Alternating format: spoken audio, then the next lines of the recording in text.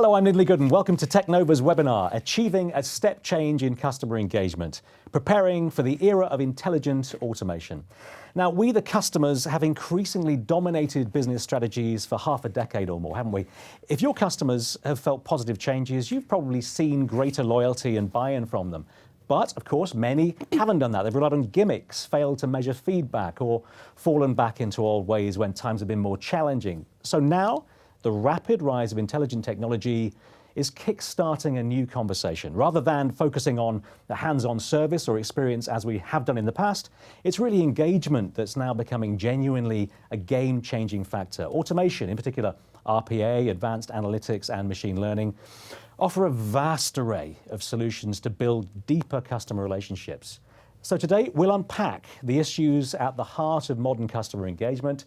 We'll explore the potential of new technologies and dive deep into the world of automation. We'll also investigate the power of technology to support and augment your human workforce too. Before we do that, let's meet our fantastic speakers. First of all, we have Angel Serrano. Hello, Angel. Good afternoon. Good to have you with us. Angel is head of data science at Santander and uses machine learning solutions to increase the value offered to customers and to reduce costs too. Angel previously worked at PricewaterhouseCoopers, both in Spain and here in the UK, where he led one of the advanced analytics teams in the financial services sector, implementing machine learning solutions for UK and European clients and regulators too. Great to have you with us. Nick Eves. Hello, Nick. Hello. Nick is head of customer insight at Southern Water. His passion is the integration of different sources of insight and analytics to drive customer-led decision-making. After joining Southern in 2018, he built their strategy for customer engagement and is focusing on delivering the approach across the organization. With over 15 years in utilities, previously within energy, he has experience in how insight is applied to product development, forecasting customer retention, and driving behavioral change. Great to have you with us too. Next up, we have Glen Clarke. Hello, Glen. Good afternoon. Glen is the head of transformational propositions at Allianz with a background in operations, research, data science, and production engineering. Glen now focuses on delivering next-generation propositions and customer experiences for Allianz UK, looking at the impacts and opportunities afforded by societal, technological, and regulatory change. Great to have you with us too. Next up, Abhijit Akerkar. Hello, how are you? Hello. Good to have you with us. Abhijit is the head of AI business integration at Lloyds Banking Group. He's on a mission to amplify human potential. He serves as an expert advisor on the all-party parliamentary committee on artificial intelligence. And previously, he was a leader with McKinsey, engaging with CXOs from large companies to help them with data-driven decision-making and building digital business models. Great to have you with us too. And last but certainly not least is Chris Huff. Hello, Chris. Hello. Chris is Chief Strategy Officer at Kofax. Now, he develops the company's global strategic initiatives, intelligent automation thought leadership, and cross-functional horizontal integration. Now, Chris uses intelligent automation technologies to help organizations to enhance the customer experience, to improve operational efficiency, and empower the workforce too. Before Kofax, Chris spent 5 years at Lloyds Consulting, where he led the US public sector intelligent automation practice during the emergence of RPA. Thanks to you all for being here, and thanks to Kofax for supporting our webinar today. Couldn't do it without you. Thanks for having me. Okay, over the next hour, we will be covering lots of ground, and you may well have quite a few burning questions or comments for us too. So we want to give you the opportunity, as ever, to put your questions to our panel today. Send them in very simply throughout the webinar. You can do that either using the Twitter hashtag, which today, while you're watching us live, is Customer19, or the questions section right here on our webpage. We'll get to as many as we can towards the end of the discussion. So get involved. We really want to hear from you. You're the other person in our room today. But let's get started. The conversation in customer relationships is now almost completely focused on customer engagement. Experience and service obviously all feed into engagement, but what does that really mean in practice? Abhijit, kick us off. What does excellent customer engagement mean to you? It's the holistic customer experience from customer's point of view, not necessarily from the organization's point of view. And from customers, it is essentially a set of related interactions, which when you add up, give them the compelling experience. And it goes beyond interactions to think about the product, the brand, the service, the pricing.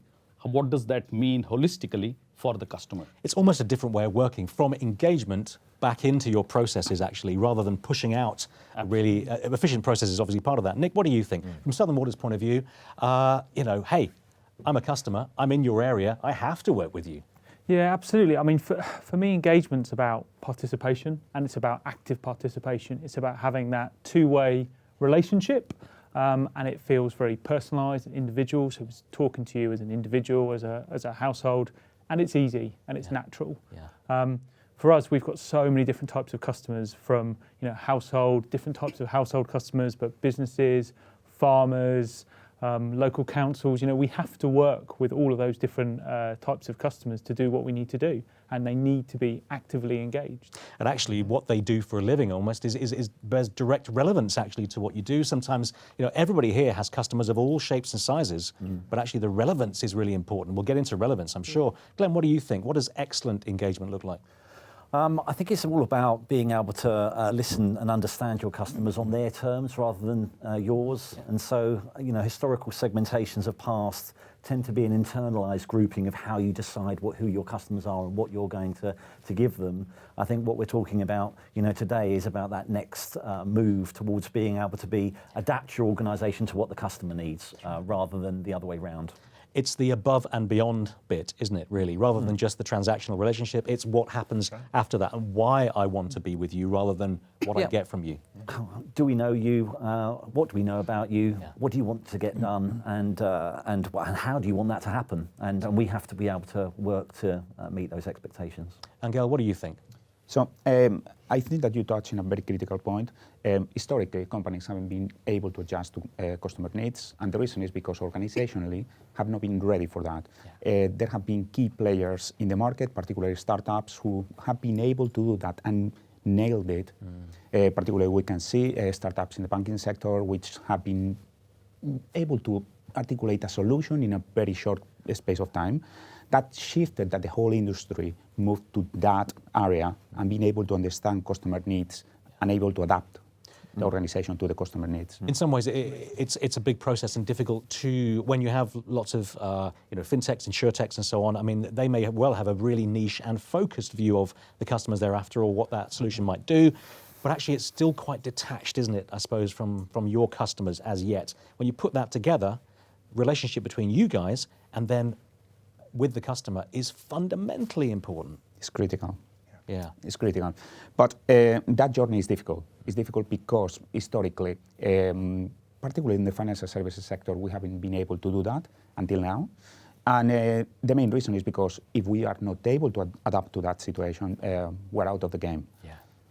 Chris, great views from the panel here. Look, different industries as well, certainly different customers. How do you start to shape up that great, excellent customer engagement? So I think you start to look at it as a critical mass and a macro theme, and the four different perspectives that I heard funnels into maybe a macro theme around the experience economy. The experience economy is not just about technology, but it's about the people. It's about the technology and the process, the transaction, like how do you connect the people and the technology to create that aha moment? And so everybody has a way that manifests itself in their industries. But I think the expectations around a purpose-led economy elevates the bar from it can't just be a transaction. Customers are no longer loyal to a logo, they're loyal to the experience. And if you don't deliver that ultimate experience, they're very, very quickly going to turn you off and turn on another one. I think it's really important to kind of define engagement from each of your perspectives before we do anything else, because actually it does mean different things to different people. And the experience and everything that's, again, the why. Why do I like you? Why do I work with you? That comes from a lot of transactional behavior, but also it's the trust, and we'll get onto trust as well. These things are really important. Abhijit, let's talk about AI for a moment. And, again, people do confuse AI, RPA, and so on. But how does AI help to improve engagement? Just in broad brushstrokes, we'll get into the detail. There are many ways in which AI could help. Let me focus on one. Yeah. The weakest link in improving customer engagement is ability to understand what customers truly want. Are companies able to truly listen to what customers are saying? Companies that currently listen to what customers have explicitly said in the surveys or in the focus groups but your customers are calling you, say tens of millions of calls coming into your call center, and your call center agents are talking to them, but are you truly listening to what their problems are? When customers don't open your marketing emails, they are telling you something.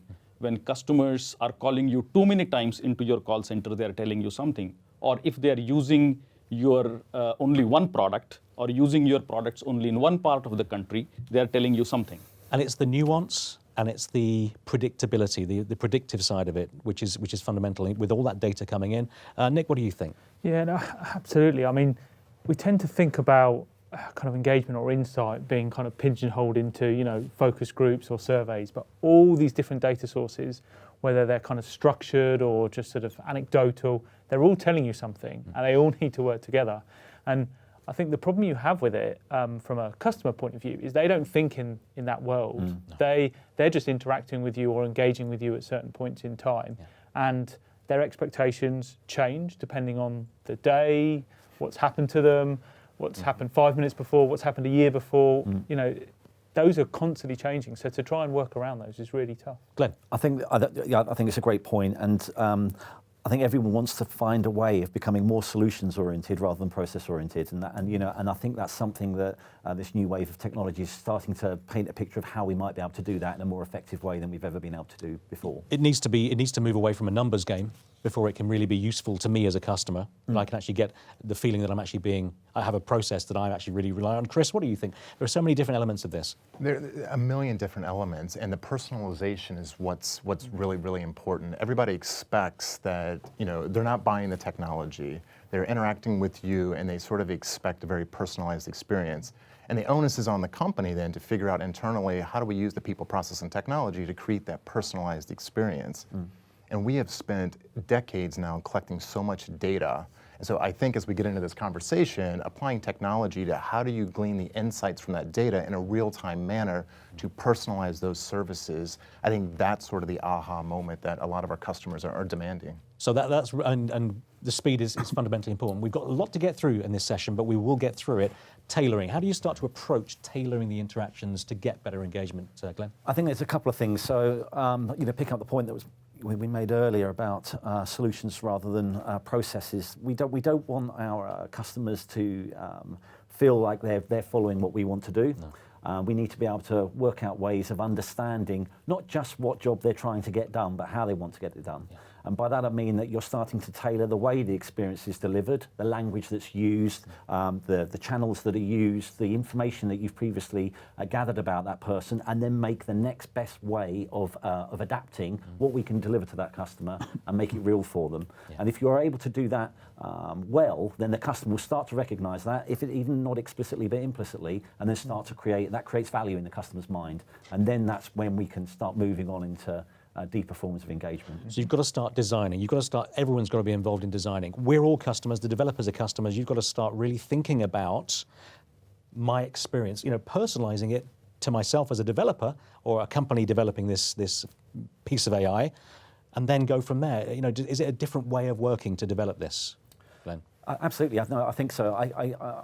Let's talk about an example of small business insurance. You could have two people trying to get the same job done. They've just, one's a baker and another's a baker. One's been in the business for 20 years, one's just started up. They ultimately need to buy insurance, the appropriate insurance for their business, but they're in two entirely different places in terms of their knowledge and the support that they require and the language that they understand and their technical understanding. And we've got to work out ways of being able to solve both those issues, not with the same solution, and not work out how to fit them both to what we want them to do, but how we can adapt our organisation to what they need. So that's really interesting. So if you've got those two different personas, these two different bikers, and they're looking for insurance, but obviously have a different lifestyle, right? Different things going on.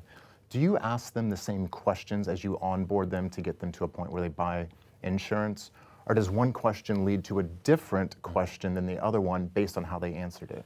I would say that this is where we want to get to. I think if you look at particularly digital customer experiences, there's a linearity to all of them, where we don't really look like that. We don't find out what the next best question is. We don't adapt the language that's used. We don't, one man's patronising is another man's informative, and so if we aren't able to recognise that, then you're going to go for the lowest common denominator, and everyone will be slightly disappointed. Right. So, but this is not easy. I mean, this is the kind of promised land, I guess. And being able to work out how to adapt not just your products and your processes, but also your language and your behaviour and the whole proposition really about how you come across. That's going to be very difficult. It needs to be simple from the customer's eyes, but simplicity is incredibly difficult to deliver.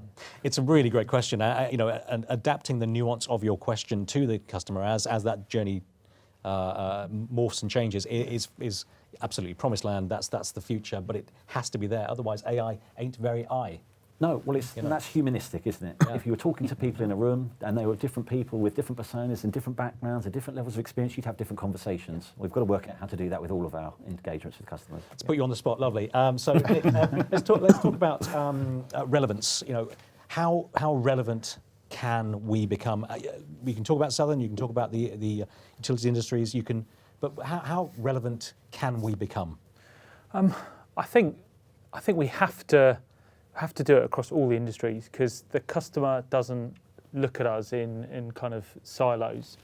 It looks at all the interactions, all the expectations it's got, and it compares across that. And day to day, we kind of get caught up within our own industries or within our own kind of company and looking at what outside competitors are doing.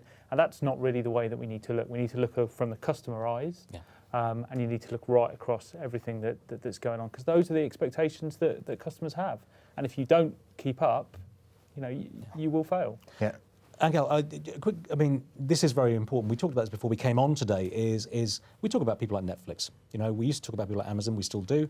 There are great comparisons to be made in terms of what I, as a user of, it could be media, want out of my service, and it's really just to want to go to that channel to get my services from. How do we start to do it? Say financial services. How do you start to do that to make it so much more relevant that it becomes part of my lifestyle? This is absolutely promised land. Yeah, absolutely. So as we touched before, the name of the game is identify the signal from the noise. So we in the financial services sector, we have a lot of data, and what is important is to identify what the customer wants. Just to give you an example, historically, when we used to watch TV 20 years ago, there was random adverts. Nobody cared about them. Like now these days, if you open the newspaper, the real newspaper, it's not tailored, it's not personal, you don't care about it. They are bombarding with standard emails. Nobody cares.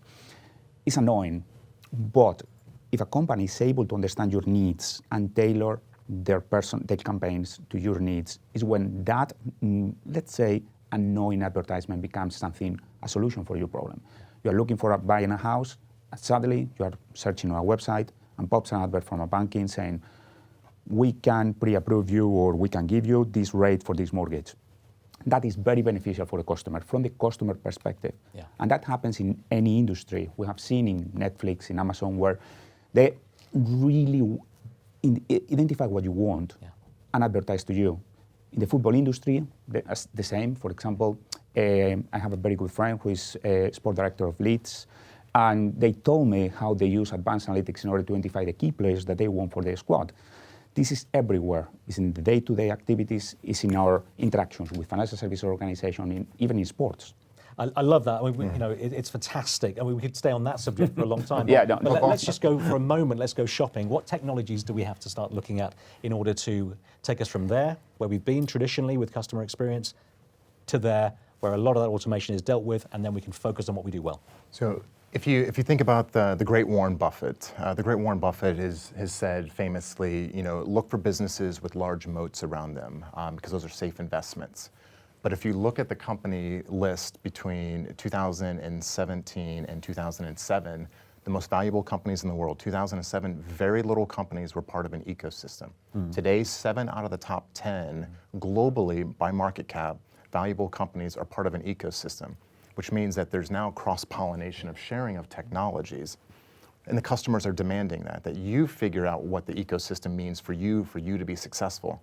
So pretending like the technologies that you have are special and that you're going to be able to deliver the ultimate experience to your customers if you just stay on your island as opposed to be part of an ecosystem, I think that's a fallacy now. Yeah. And the customers are driving that. The businesses aren't in charge now of their own fate. The customers are in charge of their fate. Yeah. So that drives you to not maybe specific technologies, but how do you work within an ecosystem of technologies to figure out like what is right for your customers? That's good advice. We have to move on. There's so much more we can talk about in this section, but let's move on. Good engagement is hard work. We all know this. With out-of-date systems and out-of-date ways of working, it's really difficult to achieve. You've also got to think about the high risk of irrelevance. But when it comes to improving customer engagement on a large scale, the new technologies available to us are going to drive that change. We've already heard that. In particular, intelligent automation. We need to define that maybe in some way, but Nick, start us off by where do you think this is being done well, using the technologies to improve customer engagement? Yeah, I mean, you see it from a lot of the examples that we've already sort of talked about, you know, kind of Netflix, Amazon, you know, you kind of see it on some of those things that get banded around a lot. But I kind of see it at the ground level, actually. So some of the other companies I see, some of the delivery companies, I've seen sort of like DPD, even like Domino's and things like that, where they really identify a need, which is to keep customers updated of what's going on. Yeah. So the customer feels in control, so they're using it to kind of add value. And then also I kind of see it actually behind the scenes as well. So work I did at the energy company I was at previously, we built an engagement model which was segmenting customers by engagement, not by what they actually wanted, but actually about how they engaged, and it needed to evolve and it changed over time.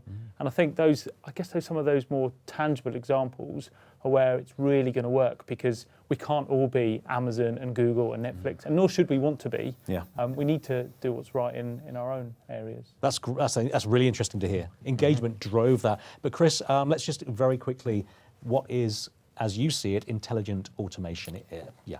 So I think a very common definition that most can digest pretty quickly, intelligent automation is the interoperability or the bringing together of rules-based simple automation like robotic process automation with those AI-powered type technologies. So the predictive modeling that we were talking about, the smart algorithms, if you will, machine learning, natural language processing. So I think those coming together simply make the automation program within a business intelligent. So in terms of engagement and also cost reductions, we can't forget, and people whisper it in the corridors but maybe don't talk about it loudly, is cost reductions. Efficiencies are really important as part of this. How do you start to have a better impact using these technologies? I mean, think about what happened over the last couple decades. There was a lot of business process outsourcing, so BPO, you sending your transactional work that was low value typically overseas, to a low-cost provider. And they were using people to deliver those transactional services. Automation now is allowing organizations to reshore that transactional work, do it in-house at a much, much lower cost, while typically improving the quality of it. So I think that's how you start to see automation really shaking up the industry. And I always like it, even though it seems so soft and so touchy-feely, is the fact that if you automate the right bits, then you are actually able to focus. But people do have to change their positions, their expertises and so on. But let's talk about business model for a minute, Abhijit. What better business models are there in order to use intelligent automation better? Two things that come to mind. Number one is, in terms of operating model, improving customer engagement is not only front-end engagement. Yeah. If your customers want faster processing of insurance claims, your operations has to get engaged. So your entire organization is engaged in customer engagement. And the second thing is, while we have these different technologies, if each technology sort of goes and starts doing its own thing, machine learning going and saying, how can I improve customer engagement? Robotics looking at it and computer vision looking at it, it's like a hammer looking for a nail.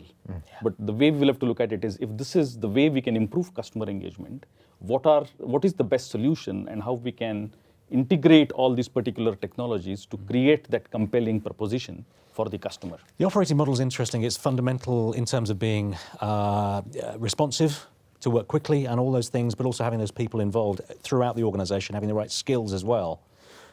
but it's not easy to do. I mean, what can I do as an organisation? Perhaps I'm a systemically important organisation. This is no names, and I have to now change the way I work. And I worked this way for 50 or 100 or 200 years. What do I do to take those first important steps to bringing technology and people together? How do you start to do that? Just first thoughts. The two things. I think the biggest change here is the individual and institutional mindset change. Yeah.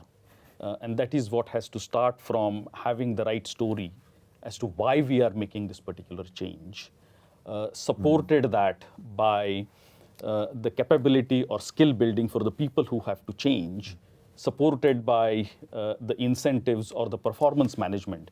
That is one aspect. And the second aspect is you might need to have small change in the organizational structure where you have small cross-functional teams from different technologies, businesses working together to make that particular impact. It's like bending space. The CEO and that person on the customer, you have to bring people together, and that's fundamentally important. But let's talk tech for a moment. How powerful and why, Glen, is the combination of machine learning, NLP, RPA and intelligent automation as those multiple function technologies? How powerful and why is it powerful? I think for me, the magic would come where we're able to use the data that's collected and adjust the processes in a way that really does recognise what the customer need is. Whether that's understanding sentiment through NLP and then adapting a process accordingly, whether it be able to understand very quickly, say in the incident of an insurance claim. What the customer's trying to achieve. If it's a fairly minor claim of low, emotional impact, or then I just want that resolved as quickly as possible, and I want to be restored. But if I've had something of significance, then I want to have an entirely different process, and I want human support, and I want to know that my concerns are being listened to, and you're going to look out for try and give me solutions that are going to help me back to where I want to be. And that's a vast array of different processes in between that spectrum, and to be able to make sure that we're optimizing when we're able to straight through process a claim and meet that person who wants that speed, but also understand where the value of the human is in absolutely doing something that technology will never be able to do. It's about making sure that we've got that balance right. And that is, but what I like about the new technologies is that there is a built-in technical and attitudinal approach to continuous improvement. And that's what I like about it. It's not we're going to design a process, we're going to put it into market and hope it works well for 5 years and then we'll have another go at it after what we've learned. It's about it today being better than yesterday. So it's not just about intelligent automation being the thing, being a technology, a set of technologies. It's much more about expanding the definition almost of it and how everything's interacting with the technologies in order to make that work. Because the organisation has to go with you. And I think it's not just the organisation as well, because there's definitely a cultural aspect to it, but it's not just about the technologies. In fact, the technologies is a tool set, it's not an end in itself. And really it's about how we simplify what we offer to the customers, how we design our products, how we design the customer experiences, and then use these tools to enable that rather than being an end in themselves. Nick, can I just ask you very, very quickly about, you mentioned, it was really interesting, you mentioned that you went in your previous job through engagement categories in order to drive the way you worked with customers. So how did that work, and how would you define intelligent automation's role within that? So we had to speak to customers to do that, but we integrated it with all the other data sources we had available. So data you can buy in about your customers, but also data from the transactions they have with you. Plus you then add research data where you don't understand things and you need to. And you bring them all together and you define it from the customer, not from yourself. So it wasn't defined from what we wanted. It was defined from the customer's eyes about how they wanted. And I guess in the future, when you start looking at machine learning with it, we had kind of humans going through the analysis, learning, looking, adapting it and updating that model continuously. So customers were moving from different sort of segments. The future isn't, I think segmentation becomes irrelevant because it becomes an individual. And you can't do that with an analytics team because you just don't have the resource to do it. You have to turn to machines. And Gail, I keep making you our Netflix correspondent, but looking at the wider world, as a customer, you're in a financial services organisation, you're at Santander, but outside Santander, how does my life as a customer who also has you as an account holder with you.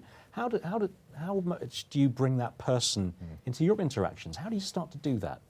So, well, there are several ways to do it, and I cannot give you details, specific details. No, of course, yeah.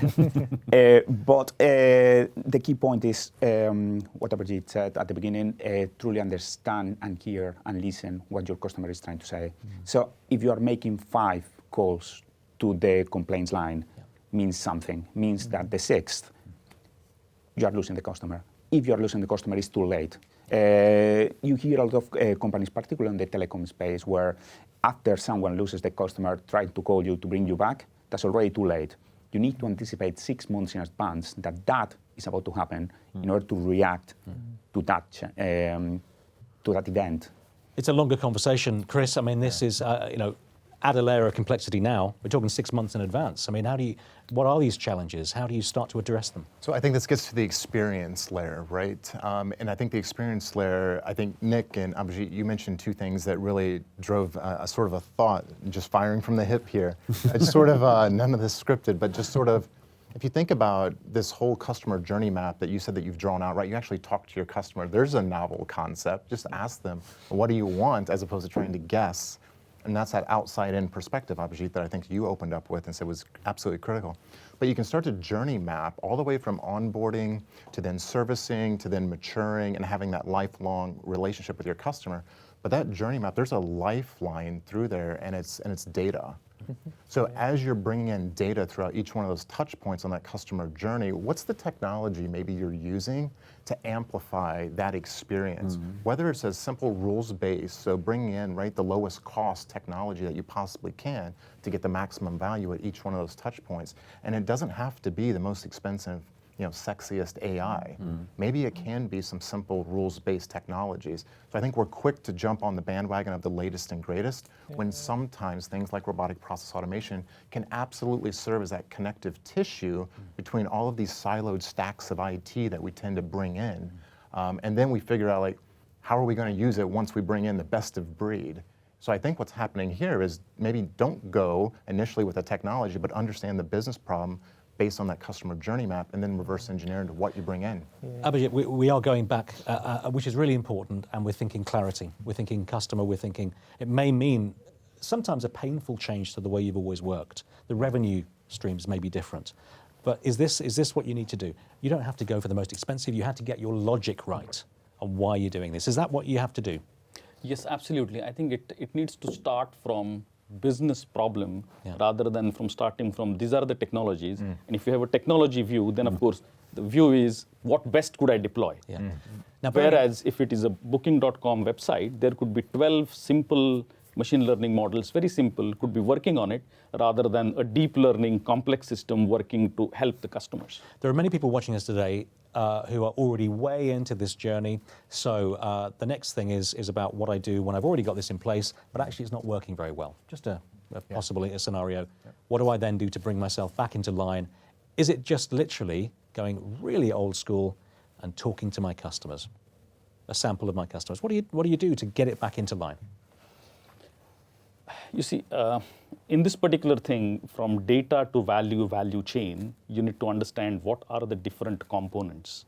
And this chain is multiplicative. That means anyone which is the weakest link in the chain is going to draw you down. So you need to understand in this particular problem, where is that weakest link and what is it that you need to fix? Is it the machine learning model that is not working?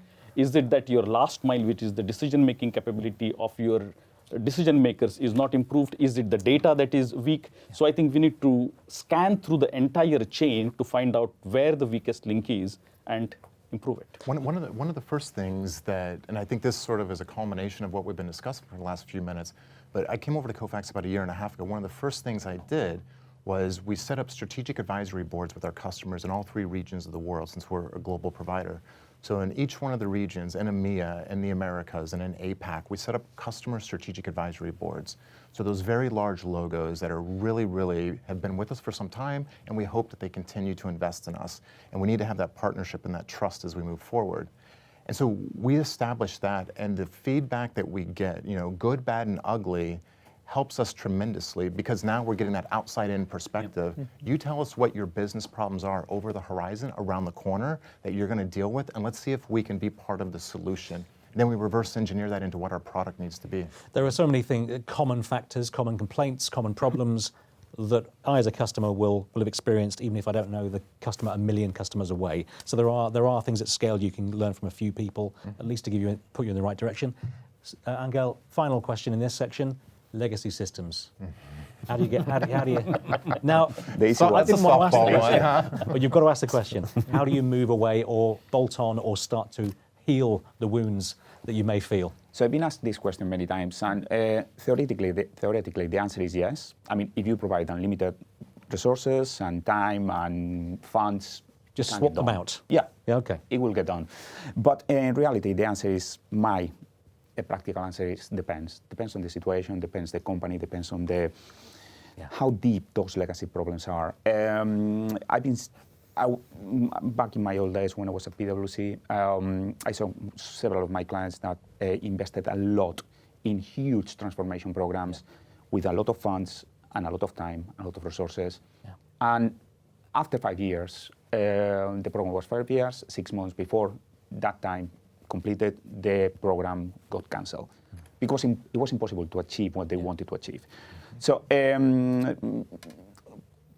several companies, and particularly financial services sector, they have been growing organically. For example, Santander grow by buying several companies or several financial service companies. And those companies, they have very old legacy systems, and they were very difficult to import to our ecosystems. That is a problem. But to answer the question, my answer is depends on the situation.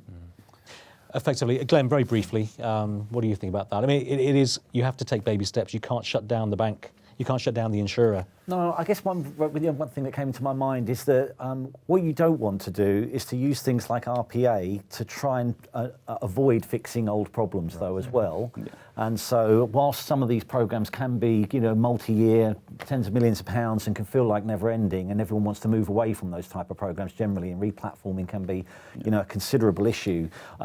At the same time, you've got to make sure that you've got the basics right, and that you're using these technologies in a productive manner rather than as a kind of plaster.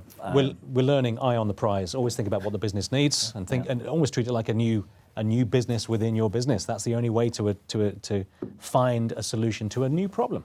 And this is one of those new problems, as we know.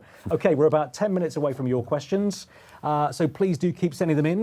You can do it right now. If you've got a burning question, let us know through the webpage or on Twitter, and the hashtag today, if you feel publicly minded while you're watching us live, is Customer19. Get in touch, we'd love to hear from you. Before we do put your voice to the centre of our discussion, let's explore some of the challenges and the benefits of bringing humans and technology face to face. We've hinted at it. It's so important, with so much being said about the impact of AIs, RPA, and others on workforce numbers. Let's take an honest view. How will the workforce need to change, adapt, upskill, and what does a hybrid model really look like? Chris, first of all, will intelligent automation, of all the tools we talk about, will it or should it empower the people that keep driving your business? So it absolutely has to empower the people. If you're going to scale intelligent automation, it has to start with the people. They have to be bought into it. I think that there was a dark cloud over automation about 5 years ago because labor arbitrage was used as the business case for automation, and that was a huge mistake. It's about empowering the people, adding capacity to the organization while empowering the people. And recently, the World Economic Forum came out with a study last year that said by 2022, 133 million new jobs will be created. So 133 million new jobs. They did identify 75 million that will start to fade away from people being given then to automation, which is a 58 million net new jobs. And so now we have some quantitative analysis around how people are going to be empowered. If I'm empowered as a member of your team, potentially I'm more motivated, potentially I will work faster and better. But I may not necessarily. I mean, that's the thing. How do you get people to work faster and smarter? Just in brief, how do you, again, it's a sales pitch almost. At this point, before you brought in these new techniques, Abhijit, how do you start to make everyone feel like they're part of this journey and able to work faster? There are two things. Number one, getting people involved in building whatever solutions you're building from the scratch. That's so brilliant. they feel that I'll take that as one. That's brilliant. That's one idea which is fantastic. Real ownership. Glen, any thoughts in terms of faster and better? Involving the people in the design of the new processes. So, democratizing this. This is, I think, absolutely critical. The people on the shop floor are the ones that know what's wrong with those processes. Yeah. So don't design an ivory tower, get everyone involved, and then part of that future and an active part of that future, rather than buying into it. These are great, and they're similar as well. Getting people involved. What do you think, Nick? I think it's actually using some of these tools to empower your employees. So not just thinking about how it goes out to customers, but how can you use the data that fuel your employees and how they work, because they're the ones that actually ultimately have those kind of touch points with customers, and it can help them do what they do better. Really important. I mean, it should, if the tools are correct and they're working really well and the automation is doing its thing, it should deliver timely, great, accurate information about that customer, and I can have a word with them. It should help my job to be smoother and better and more joined up, shouldn't it? Yeah, absolutely. And we're talking about customer engagement, and this is a critical point. If I automate a task, there is a direct impact on the customer. So, for example, on the onboarding process, an onboarding process can take weeks. We can see that now startups are doing it in days, and the reason is because they have nailed the automation process, the onboarding automation process. We're talking about claims. If you process claims manually, it probably will take weeks, even more than a month, to provide an answer for the claim. If you do it intelligently and through the use of RPAs and intelligent automation, it could take days. And that's the main reason. It saves cost, it's more efficient, but it has a direct impact on the customer. Nick, I mean, frontline, the word frontline is sometimes derided and people don't like the word frontline, but people who deal directly with customers, as we are now, how do you enthuse and motivate and bring them into that equation so that the data is useful, the insights are applied? Yeah, well, I think the first thing is to actually understand that we're all responsible for the engagement we have with our customers. It's not just those frontline teams, but as already has been kind of mentioned, you need to bring them along on that journey, and I think you need to treat your frontline teams as customers themselves. You need to personalise it to them and their job and their interactions and how they work, and then you need to make it easy for them to do what they need to do. Well, as Glen said, is there anybody else in your organisation who has a clearer personal view of your customer? Probably it's the people on the phone who've had good times and bad with customers. Chris, does that make sense? I mean, it sounds like the frontline, I'll use that word sparingly, but the people right there on the coalface need to be at the heart of this. Yeah, and they want to be equipped to handle and resolve the issues with customers. They don't want to do the transactional work. So let the automation do the transactional work. Let the people front line, let them focus on the higher value. I need to help somebody. I need to apply my innate cognitive human ability to help somebody through into resolution. And I think that if they're making this up, if there are 100 things to consider before this customer sort of gets on the phone with them, maybe 98 of them are already handled by automation, because it's just verifying who's calling in, making sure that everything is good in the queue. Now the frontline employee only needs to deal with those two things, and they can get right to it. And the customer engagement and I think it's enhanced tremendously because of automation. That's just one example. I completely agree with that. I think it's all about empowerment and not control. So historically, we've had scripts and quality control and that have tried to define a standardization so that you can repeat a process and drive, and understand it and create data and work out how to improve it in the future. If we can use automation to take away a large majority of that, you can then give the freedom to your staff to use their human intelligence in a way that you're never going to get technology to be able to reflect. So where we're focused on is where does the human make the difference, not where the robots do. Realistically, in the real world, when revenues are important and bottom lines are important, is that going to happen? Is there going to be a day, can you see a day when actually the people who are great at what they do are truly empowered through the use of intelligent automation to do this? Abhijit, what do you think? Is the day coming? Yes. The only thing is human-machine interface, if you don't get it right, it could be absolutely fatal. I mean, to be very specific example, Boeing 737 MAX, in the struggle between human and machine overpowered the human and resulted into so many people dying. What's the impact? All the customers of Boeing have deserted using 737 MAX. Yeah. That's an impact. So we need to look at the entire spectrum depending upon what application we are using it for, what kind of empowerment the team needs to have. And it's not blindly trusting the machine, but at the same time, taking the recommendations, using that to improve your decision making, that getting that balance right is extremely crucial. No, that's critical, because even in the design of an automated solution, or the data set that maybe a machine learning algorithm is setting on can be bias. And if you then take the outcome of that biasness and you apply it and extrapolate it to the larger population, you could have a huge miss. I think we saw that with Microsoft a few years ago. Glen, briefly, yeah. Yeah, I just think you've got to measure these things by a customer KPI, not by like a financial or a business-focused KPI. You know, it's got to be about the outcomes from the customer's perspective, not from the business's perspective, and then you'll be on the right path. And dispassionate. You've got to set those rules correctly, really correctly, and be able to change them. But one thing you can cherry pick is people.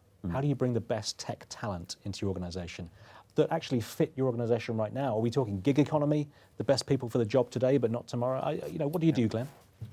It's funny enough. We had a meeting yesterday where we were talking about this, but this generational workforce, and what does a workplace of the future look like, and how do we create an engaging place for people to work where they feel they're going to learn new skills, they're going to be given the opportunity to apply them, they're going to work with a diversity of people, they're going to feel close to making an impact, and being able to look at what the right organisational approaches to work are to make people feel that much more vital than perhaps they have done in the past is certainly what we're hearing from the younger generations that are coming in, and creating the right environment for them, and looking at what the best in, not just in against our competitors, but what the best of breed is for workplace experience globally is where we've got to get to.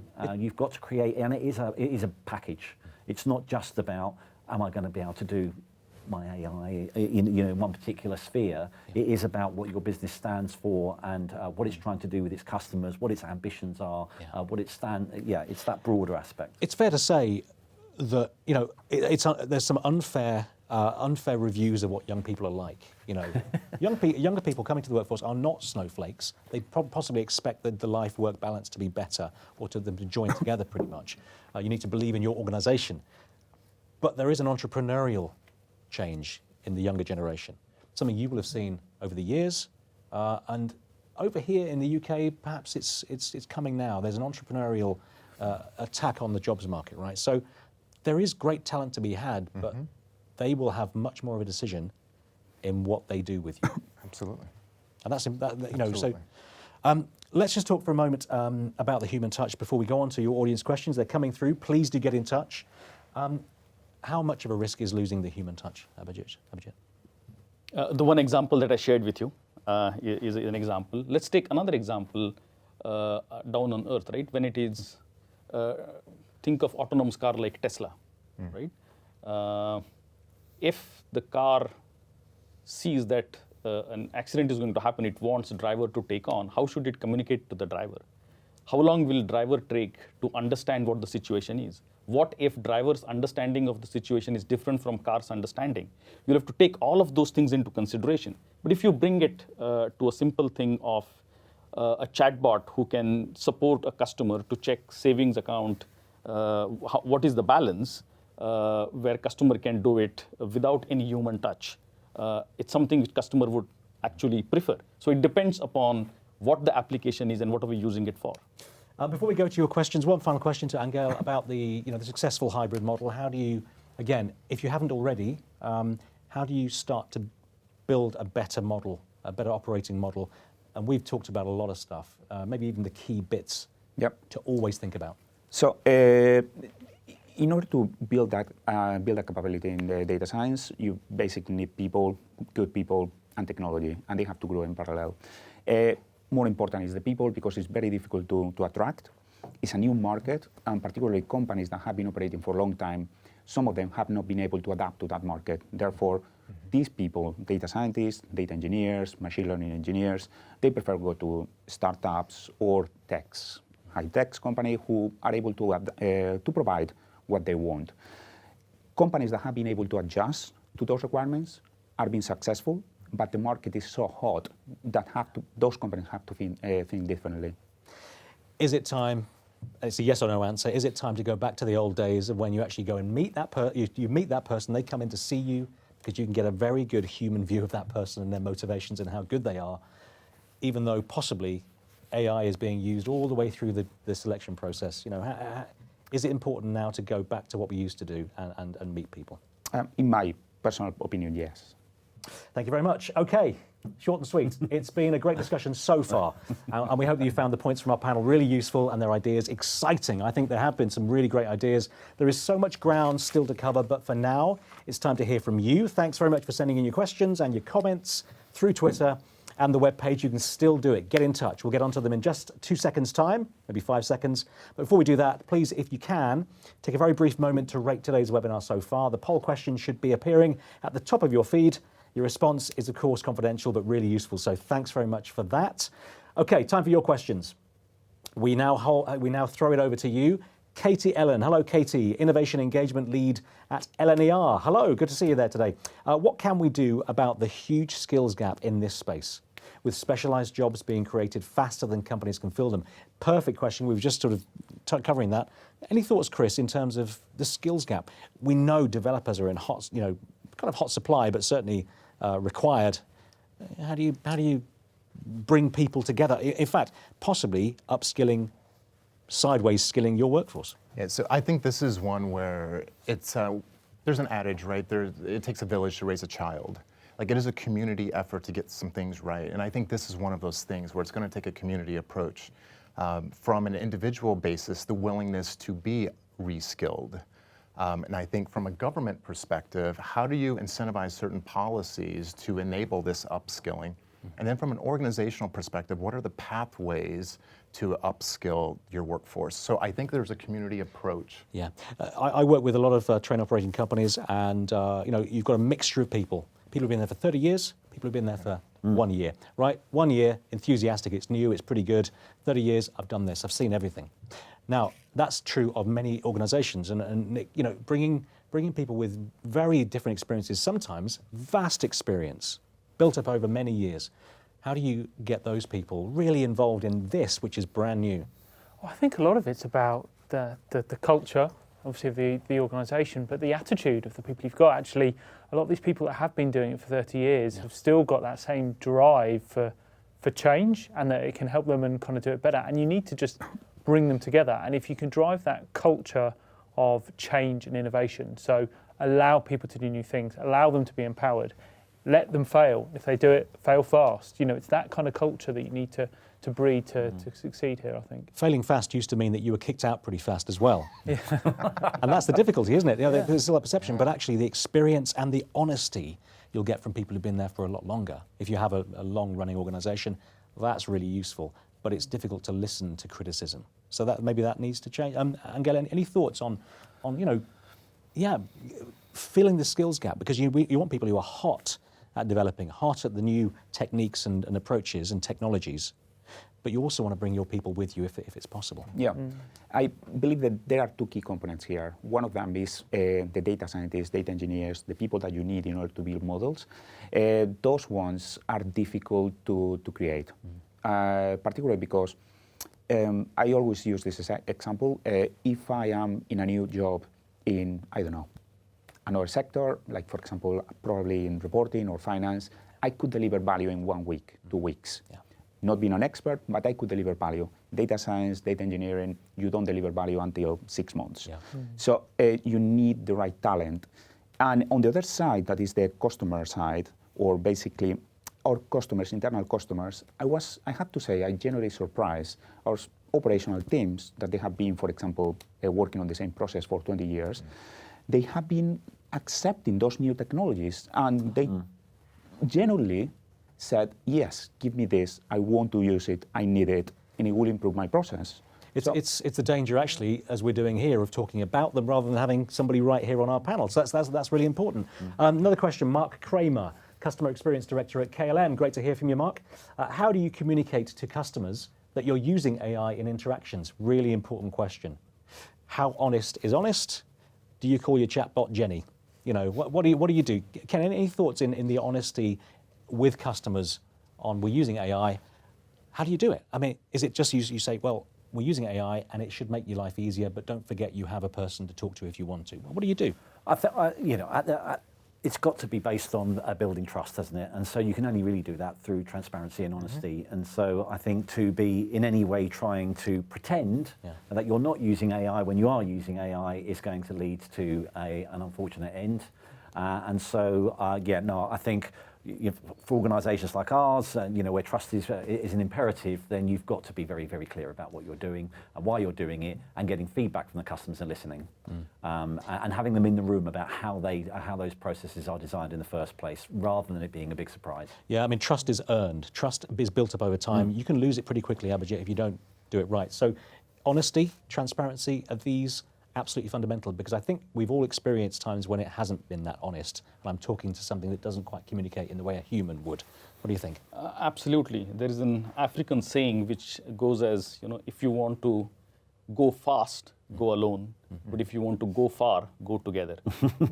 And it is the latter that is applicable for, I think, all of us. Yeah. So if we want to take our customers along, it's very important if we want to go far, and that can only come with being honest and respectful to what they're looking for. I'll move on. We've got one more question I can get to before we go today. Sharon Edwards, Senior Experience Manager at Sky. Hello, Sharon. How do you gain senior level agreement and drive change across a huge business? Now, that's, again, a great question. Chris, how do you do it? How do you get people to join together? So, as I was listening to the intros here, 4 out of 5 on this panel previously were in major consultancies. So a lot of that is about change management. How do you get executive stakeholder buy-in? One way that I would do this, and I will compress this because I know we're short for time, but let's say there's a 10-week initial project around some automation technology that you're bringing in. That technology is going to impact certain people, employees. Have them part of the design and build of that project. Don't build it in the shadows. And so take a quick recording, ask them a few questions week 1 of that project, and you're going to see that they're going to lean back, they're going to cross their arms, because they fear the uncertainty that the automation is going to take their job. And there's a real human level impact to that. That is that they've got to have that job to feed their family at home. And so being empathetic and genuine, that you understand that, record asking different questions midway through the project where they have an understanding of what this automation is and how it's going to empower them. And you're going to start to see them lean in because now they understand it. And it's not about labor arbitrage, it's about empowerment. Same thing at the end of the 10-week, let's say it's a 10-week project, you're going to see them leaning in, smiling, and they're embracing this. And you start to ask them, do they see a future for it? And they're going to say, I don't know how we did it without this. Now I'm getting home to my family on time. I'm making it to my kids' sporting events. And that's real impact. Mush those 3 different segments into a 2-minute video. Give it to your executives to show at a town hall. Your employees are going to get the rest of the employees and the executive stakeholders bought into it. You don't need to sell the technology. Absolutely. I mean, you've given the game away, really. You've told us how to do it. It's important. And Nick, from your experience, I'll finish with you. It's that honesty and transparency. We talk about customer interaction, how you work with customers and listen to customers first. Well, the people who make that happen are the people inside the organisation. So you treat each of us like a customer. You're on the winning track, right? Yeah, no, absolutely. And you bring everyone on that journey, and you focus on that outcome. And a phrase about working together and go far. Absolutely. You're not going to kind of do it alone. And if you're working collaboratively with not just people within your organisation, but the other companies, I talked about some of the customers we engage with. Some of those other people are out there helping you do what you need to do. That's how you're going to succeed. Before we came on today, we talked about quite a few issues that we talked about today, right? So speed, cost, security, access to data, these things are very important. Trust is very important. And I think that's come through as one of the final points, which is transparency, openness within and without. Without that, you can't interpret what customers really want, and you cannot design systems that will take you forward in the right way. So I'm afraid that's all we have time for. I do hope that you've really enjoyed the last hour and that it's provided some good insights into the potential of intelligent automation and its impact on customer engagement, along with everything else on the human side. Thanks for sending in your questions, and sorry that we couldn't get to them all. But if you do have a couple of minutes before you leave us today, please do fill in the feedback survey, which should be appearing on your discussion feed right about now. We really, really value your opinion. So let us know what you thought of today's discussion. We'll feed that in as customers customer-friendly organisations would. If you did enjoy this session and you want to hear more about other events that we're running soon, please do head to MarketforceLive.com and you can find out all we have on offer over the next few months. That'd be great. But thanks again for joining us today, and thanks to our panel for being with us. Thank you. We'll see you again soon. Until then, all the best. Bye-bye.